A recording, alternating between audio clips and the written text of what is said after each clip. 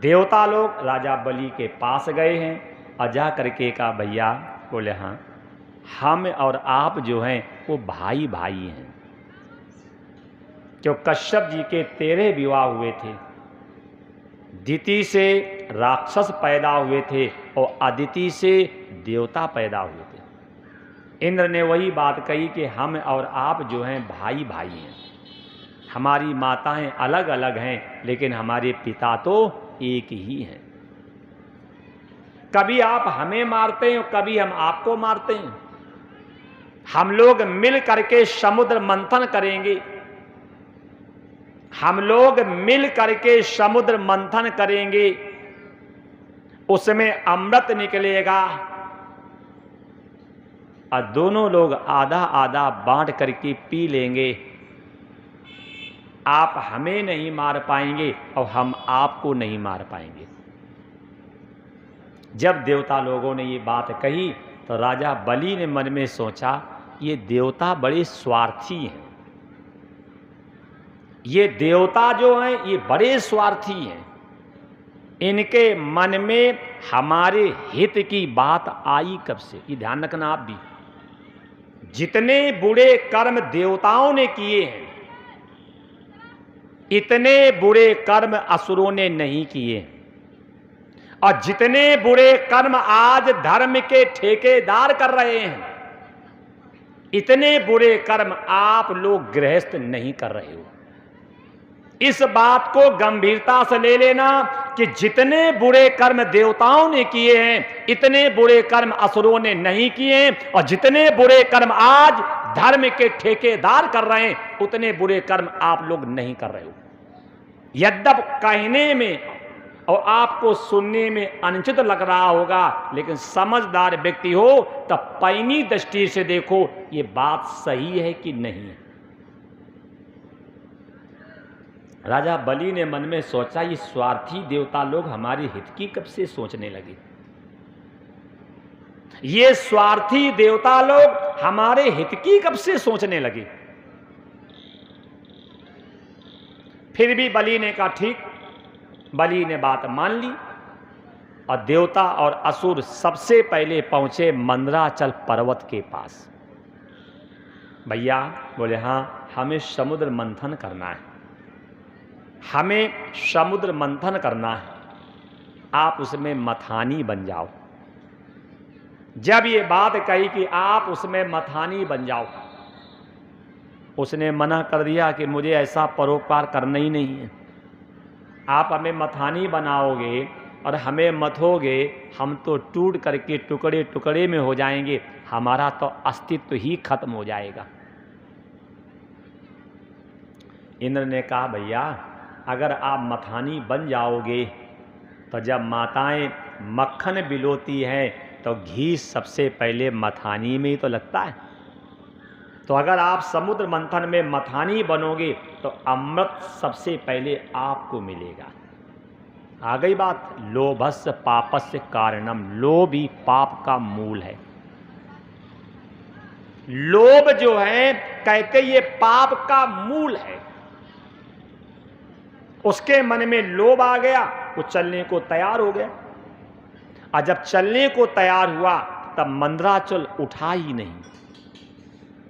मंदराचल जो है ये मन है, और ये मन जब तक ईश्वर की कृपा नहीं होगी तब तक ईश्वर में लगेगा ही। लिखा है, अति हरि कृपा जाई पर हुई। जब तक ईश्वर की कृपा नहीं होगी तब तक मन ईश्वर में लगेगा ही नहीं। आप लोग ईश्वर को कभी कभी धन्यवाद दे दिया करो।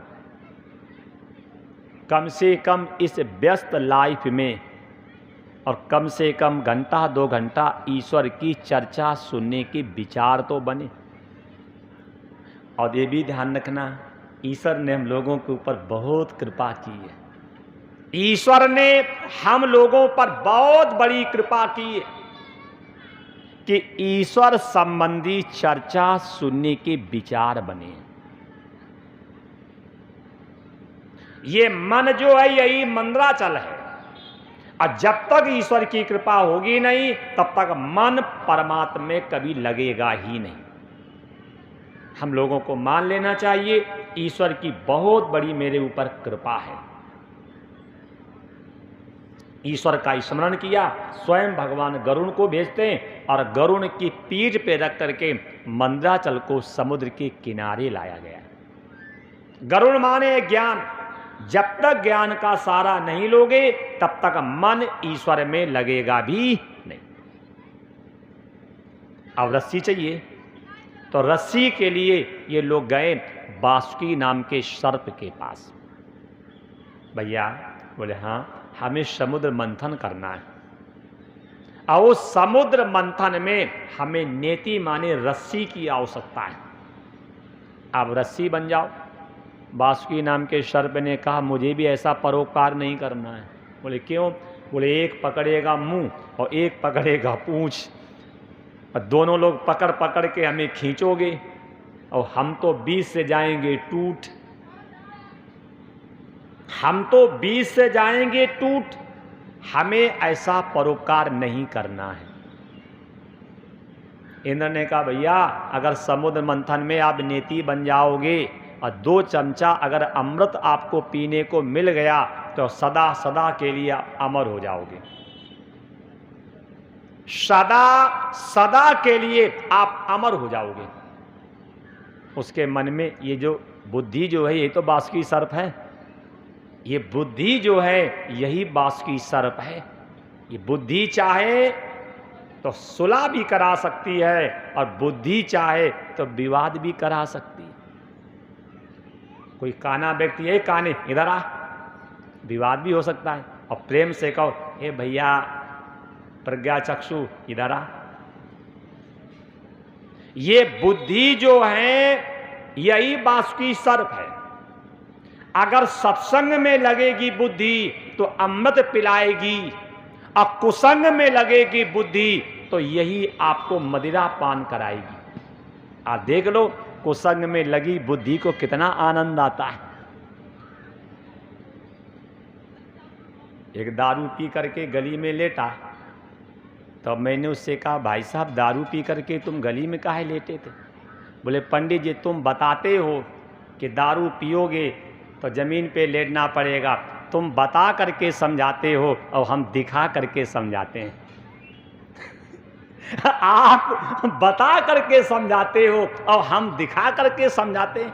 दारू पियोगे नाली में गिरोगे और बाकी सब जानते ही हो। कहने लगा मुझसे कि तुम मुंह से समझाते हो और हम शरीर से समझाते हैं, तुम बता करके हम दिखा करके, दोनों के काम तो एक ही। फिर हमने हंस के कहा भैया हमारे साथ रहा करो, हम गद्दी पे समझाया करें, तुम लेट के दिखाया करो।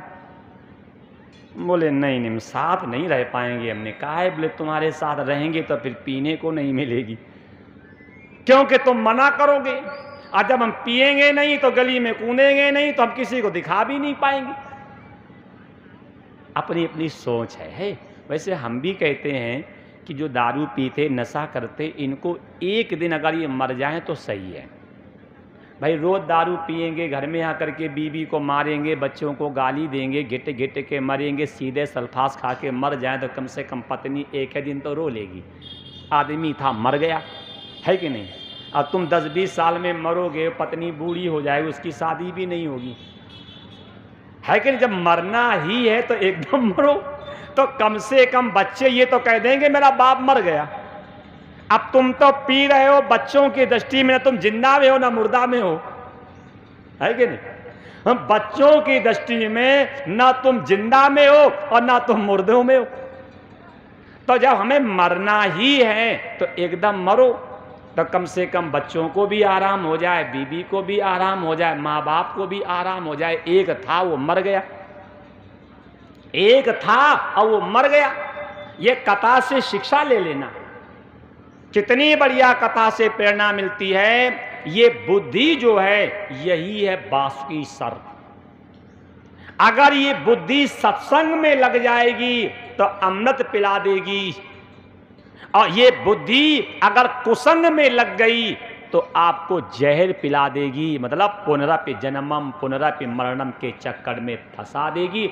अब ये देखो बुद्धि लगी कहाँ है। ठीक नारायण, क्या प्रसंग था?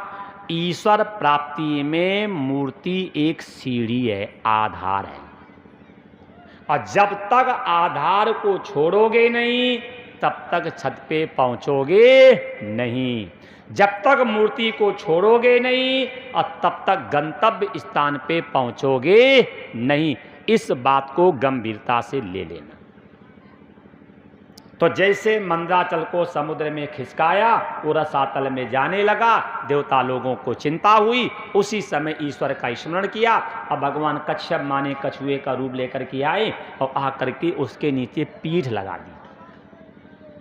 बोलो कच्छप भगवान की जय। आधार मिल गया। अब ऊपर से भगवान सहस्त्रों सहस्त्रों हाथों से पकड़े हैं। अब देखो, ऊपर भी भगवान, नीचे भी भगवान और प्रेरणा देने वाले भी भगवान। सर के मुख की ओर लगाए गए देवता, अब पूंछ की ओर लगे असुर। अब भगवान को चिंता हो गई, ये बासुकी सर्प को खींचेंगे तो इसके मुंह से निकलेंगी विष की ज्वालाएं, और देवता लोग सतोगुणी पहले ही निपट जाएंगे, ये अमृत पीने लायक भी नहीं रहेंगे। देखो तो ईश्वर को कितनी चिंता है, और हम लोगों को ईश्वर पे विश्वास है नहीं है। कभी कभी एकांत में बैठा करो और ईश्वर की कलाकारी का स्मरण भी किया करो। जब आप पेट में थे तो उस ईश्वर ने पेट में हमें अन्न भी दिया, जल भी दिया और ऑक्सीजन भी दी नहीं दी? और जब हम पेट से पैदा होते हैं और उससे पहले माँ के आंचल में ईश्वर दूध देता है। सही बात है कि नहीं? वही रोटी माँ खाती है और वही रोटी पिता खाता है। ये ईश्वर की तो कलाकारी है नहीं? बोलो, पेट में थे, उसने पेट भरा। अब पेट से पैदा हुए, उससे पहले पेट भरने की व्यवस्था की। फिर देखना, दांत निकलते हैं बाद में और रोटी की व्यवस्था करता है पहले। अनुभव करना, सर्दियों के दिनों में पेड़ के नीचे जाओ तो गर्माहट मिलती है, और गर्मी के दिन में पेड़ के नीचे जाओ तो ठंडक मिलती है। सर्दी के दिनों में आप नल का पानी निकालो और कुएं का पानी निकालो तो आपको ठंडा लगेगा, और सर्दियों में आप नल का पानी, कुएं का पानी निकालो तो आपको गर्म लगेगा, और गर्मी में निकालो तो ठंडा लगेगा। ईश्वर ने तो पहले व्यवस्था की आपकी। बोलो, जब ईश्वर ने ठंडे पानी की व्यवस्था कर दी है और जब ईश्वर ने गर्म पानी की व्यवस्था कर दी है, तो ये कूलर के पीछे और फ्रिज के पीछे काहे पड़े हो फिर तुम? आपकी बॉडी को जैसा पानी चाहिए अब प्रकृति आपको दे रही है। अगर आपको गर्म पानी की आवश्यकता है तो सर्दियों के दिन में देखो, कुएं का पानी गर्म निकलेगा, आपकी बॉडी को सूट करेगा। और जब आपको ठंडे पानी की आवश्यकता है तो आप गर्मी में निकाल लीजिए पानी, और आपकी बॉडी को सूट करेगा, आप पानी पी लो, हमेशा स्वस्थ रहोगे। लेकिन हमें ईश्वर पे विश्वास नहीं है, और ईश्वर पे विश्वास नहीं है तभी तो हम और आप इस समय परेशान हैं। तभी तो हम और आप परेशान हैं। ईश्वर को चिंता हुई कि अगर सर्प से नेति बना करके समुद्र का मंथन किया गया, इसके मुख से विष की ज्वालाएं निकलेंगी, देवता लोग तो पहले ही निपट जाएंगे। देवता लोग पहले निपट जाएंगे। तो क्या किया? तुरंत भगवान विष्णु ने आदि शक्ति का स्मरण किया है। ज्ञान नाम चेतांसी देवी भगवती सा बलादा कृष्ण मोहाय महामाया प्रयक्षति। जैसे आदि शक्ति का स्मरण किया है और उसी समय माता जी ने असुरों की बुद्धि को मोहित कर दिया। और जैसे असुरों की बुद्धि को मोहित किया तो असुर लोगों ने कहा मंथन नहीं होगा। इंद्र ने कहा भैया क्यों नहीं होगा? दरवाजे पे बारात आ गई हो, बैंड बज रहा हो और लड़की कह दे हम शादी नहीं करेंगे, बताओ बैंड बजेंगे कि रुकेंगे? क्या होगा? रंग में भंग होगा नहीं होगा? तो राजा बलि ने कहा मंथन नहीं होगा, इंद्र ने कहा क्यों नहीं होगा? रस्सी भी आ गई, मथानी भी आ गई, औषधियां वनस्पतियां भी पड़ गई, सारी तैयारी हो गई और अब कह रहे हो मंथन नहीं होगा, क्यों नहीं होगा? क्यों नहीं होगा? बलि ने कहा सुनो, सर्प का मुंह होता है शुद्ध, अब पूंछ होती है अशुद्ध। अगर मंथन होगा तो हम लगेंगे मुंह की ओर और तुम लोग लगो पूंछ की ओर। देवता लोगों के आंसू आ गए, प्रभु तू कितना महान है। मैं भी आपसे कहता हूं, कभी जीवन रूपी नौका ईश्वर को सौंपो तो। कभी ईश्वर जीवन रूपी नौका ईश्वर को सौंपो तो। अच्छा आप बताओ, विश्व में कोई ऐसी नौकरी है जो मरने के बाद आपको मोक्ष दे? है कोई? विश्व में कोई ऐसी नौकरी है जो आपके पाप नष्ट करने का ठेका ले? है कोई? बताओ, कोई सरकारी या प्राइवेट या लिमिटेड कोई ऐसी नौकरी है जो मरने के बाद आपको मोक्ष दे और जिंदा में आपके पाप नष्ट करने का दावा करे? नहीं है। लेकिन ईश्वर तो कह रहा तू नौकरी मेरी कर। भगवान कह रहे हैं सर्वधर्मान परित्यज मामेकम शरणम ब्रज अहम त्वाम सर्व पापेभ्यो मोक्षयिष्यामि मा शुच। सारे धर्मों का आसरा छोड़ करके आप हमारे चरणों का सहारा लो।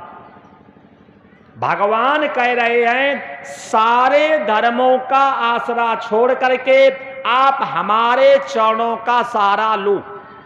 क्या करूंगा? अहम त्वाम सर्व पापेभ्यो, हम आपके सारे पापों को नष्ट करेंगे और अंत में आपको मोक्ष देंगे। तो आप उसकी नौकरी काहे नहीं करते हो? जिसने दावा किया है कि हम तुम्हारे सारे पापों को नष्ट करेंगे और अंत में आपको मोक्ष देंगे। मानस में भी यही कहा है कि करऊं सदा तिनके रखवारी अजिम बालक राखई महतारी। जैसे छोटा सा बालक होता है और माँ रक्षा सुरक्षा और खाने पीने की व्यवस्था करता नहीं करता? भगवान कहते हैं करऊं सदा तिनकी रखवारी। जब बालक छोटा होता है तब माँ ध्यान देती है और बड़ा हो जाता है तो ध्यान कम करती है। लेकिन भगवान कहते कि मेरा भगत चाहे कितना बड़ा हो जाए, करऊं सदा। लेकिन हम ईश्वर की नौकरी करने को तैयार ही नहीं। कुत्ते दो होते हैं, एक पालतू कुत्ता और एक फालतू कुत्ता। दो कुत्ते होते हैं, एक पालतू एक फालतू। जो ईश्वर में लगा है वो पालतू कुत्ता है और जो ईश्वर में नहीं लगे वो फालतू कुत्ते हैं। तो अगर ईश्वर में लग जाओगे तो हम पालतू हो जाएंगे और पालतू कुत्ते पे मालिक की दृष्टि ज्यादा होती है। पालतू कुत्ते को डंडा मार दो तो मालिक तुम्हें मारने आ जाएगा। तो जब कुत्ते बनना है तो ईश्वर के बन जाओ, है कि नहीं? जब कुत्ता ही बनना है तो ईश्वर के कुत्ते बन जाओ, पालतू कुत्ते बन जाओ। तो ईश्वर कह रहा है हम उसके योग और क्षेम का वहन करते हैं। अनन्यास चिंतयन्ते माम ये जना परुपासते तेषाम नित्याभियुक्तानाम योगक्षेमम वहाम्यहम्। इसलिए हमें कुत्ता बनना है, पालतू नहीं। ऐसे पालतू बन जाओ जो ईश्वर आपका स्मरण रखे। ऐसे पालतू ईश्वर के बन जाओ। देखो आपके सामने देवता लोग पूंछ की ओर लग गए और असुर लोग मुंह की ओर लग गए। और जैसे मंथन प्रारंभ हुआ, हार हार घर घर हार हार घर घर की आवाज होने लगी।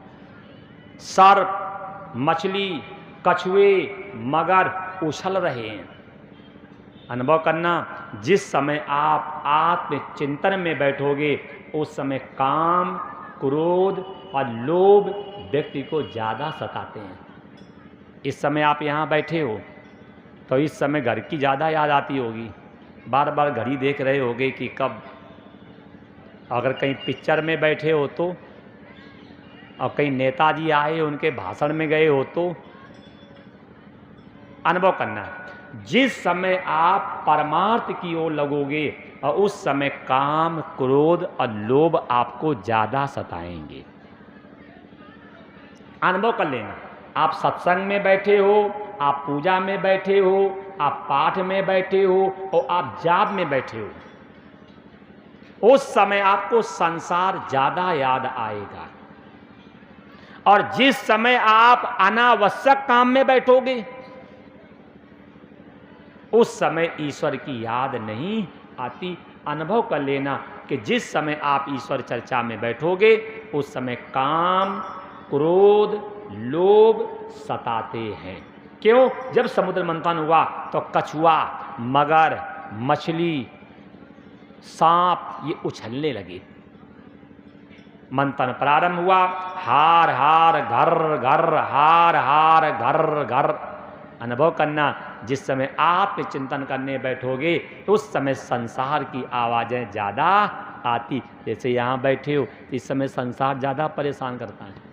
कोई फ़ोटो खींचने आएगा, कोई बाल खोल करके आएगा, कोई अपनी जीन्स दिखाने आएगा, कोई अपना सीना तान के दिखाने आएगा। ये सब पतिव्रता है ना, इसी का नाम है संसार। जिस समय आप चिंतन में बैठोगे उस समय हार हार घर घर, हार हार घर घर, अर्थात संसार की आवाजें ज्यादा आएंगी। संसार की हवा ज्यादा क्यों आती? क्योंकि आत्मचिंतन से हटाने के लिए,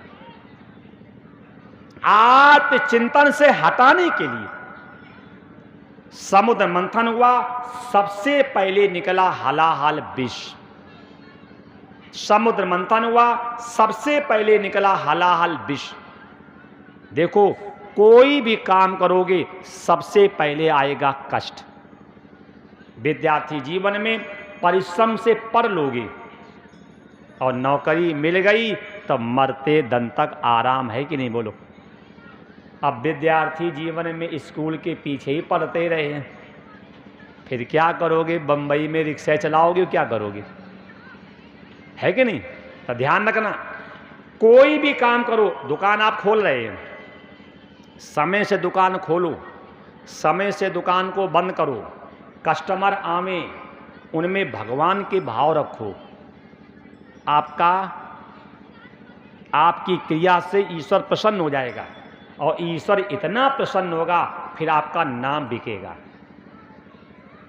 अब दुकान खोलने का समय है, 8 बजे का खोल रहे हैं, 12 बजे, और ग्राहक आया, लड़ गए उससे, तो दोबारा आएगा क्या? है कि नहीं? तो ध्यान रखना, कोई काम हो, चाहे विद्यार्थी जीवन का हो, चाहे कोई व्यापार कर रहे हो और चाहे कोई खेती का काम कर रहे हो, तो सबसे पहले आएगा कष्ट। अगर आप उस कष्ट को सहन कर लो तो निश्चित आपको सफलता मिलेगी। तो समुद्र मंथन में सबसे पहले निकला है हलाहल विष। भैया, उस जमाने में कोई जहर पीने को तैयार नहीं था। इस जमाने में हलाहल विष निकला, कोई पीने को तैयार ही नहीं। तो सब लोग पहुंचे भोले बाबा के पास। पाई पाई महायोगिन, देव देव महादेव, भूतात्मन भूत भावना। देवों को देव, महादेव, भूत भावन, भगवान शंकर के पास पहुंच गए। देव देव महादेव, भूतात्मन भूत भावना। देवों को देव, महादेव, भूत भावन, भगवान शंकर के पास पहुंचे। और जैसे भगवान शंकर के पास गए और जा करके कहा, महाराज, बोले हाँ, ये हलाहल विष पी लो। बगल में माता पार्वती बैठी थी, साफ मना कर दिया, नहीं पिएंगे। देखो, पहले अगर स्वामी कोई अनैतिक कृत्य करता था, विष पीता था, तो मेरी माताएं विरोध करती थी। अब तो उन्हें मालूम है कि चाय में निकोटीन जहर है, मालूम है उनको जहर है। वो अम्मा स्वयं पिएं और टिल्लू के पापा को भी पिलाएं। मालूम है कि चाय में निकोटीन जहर है, स्वयं पिएं, अपने पति को पिलावें, नंबर आ जाए तो अपने अबोध बच्चों को भी पिला देती हैं। हमने कई माताओं से कहा इन बच्चों को आप चाय क्यों पिलाती हो, तो कहती दूध इन्हें हजमे नहीं होता है। कारण बच्चा पेट में था, जब तुमने दूध पिया ही नहीं, जब तुमने खूब चाय पी है तो उस बच्चे के ब्लड में चाय के संस्कार पड़ गए। उस बच्चे के ब्लड में चाय के संस्कार पड़ गए, इसलिए आप कह रही हैं वो दूध पीता है और उगिल देता है। ये कथा से शिक्षा ले लेना। माता जी ने मना कर दिया है, हमारे स्वामी विष नहीं पिएंगे। माता जी ने इंद्र से कहा वो दिन याद है जिस समय मैं पिताजी की यज्ञ में गई थी, ईशान कोण खाली पड़ा था, अब मैं रो रो करके अपने पति का हक मांग रही थी, उस सभा में आप लोग भी बैठे थे। माता जी ने कहा हमारे स्वामी विष नहीं पिएंगे। उसी समय भगवान शंकर ने कहा देवी जी अगर हम विष नहीं पिएंगे तो त्रैलोक दैनात विषम, तीनों लोक जल करके नष्ट हो जाएगा। अगर ये विष हम नहीं पिएंगे तो त्रैलोक दैनात विषम, तीनों लोक जो हैं वो जल करके नष्ट हो जाएंगे। तब माता जी ने आज्ञा दी है कि आप परोपकार के लिए जहर को पियो। अब भगवान शंकर ने हलाहल विष ले लिया हाथ में। अब सोच रहे अगर अंदर ले जाऊं तो मेरे हृदय में भगवान विष्णु हैं, भस्म हो जाएंगे। अगर ललाट में ले जाऊं माथे पे तो ब्रह्मा जी हैं, भस्म हो जाएंगे। और अगर मैं बाहर डाल दूं तो त्रैलोक दैनात विषम, तीनों लोग जल करके नष्ट हो जाएंगे। ये शिक्षा लो, खाने से पहले पीने से पहले विचार करना इसका जीवन पे प्रभाव क्या पड़ेगा। कोई चीज आप खाओ और कोई चीज आप पियो, आपकी बॉडी आपको पहले बता देगी ये अनुकूल है और ये अनुकूल नहीं। जैसे आप पानी पीते हो, आप पानी पीते हो, दूध पीते हो, जूस पीते हो, मट्ठा पीते हो, दही खाते हो, चेहरे पे किसी भी प्रकार की विकृति आती है। और जैसे आपने दारू का गिलास लिया और जैसे मुंह के सामने लाए तो एकदम चेहरा है, बोल से बात है कि नहीं। जल पीते समय, दूध पीते समय, मट्ठा पीते समय, जूस पीते समय, दही खाते समय, रोटी खाते समय, दाल पीते समय चेहरे पे कोई विकृति आती है क्या। और जहां दारू का गिलास ओठों के पास आया कि एकदम चेहरा आपका इंडिया का नक्शा बन गया।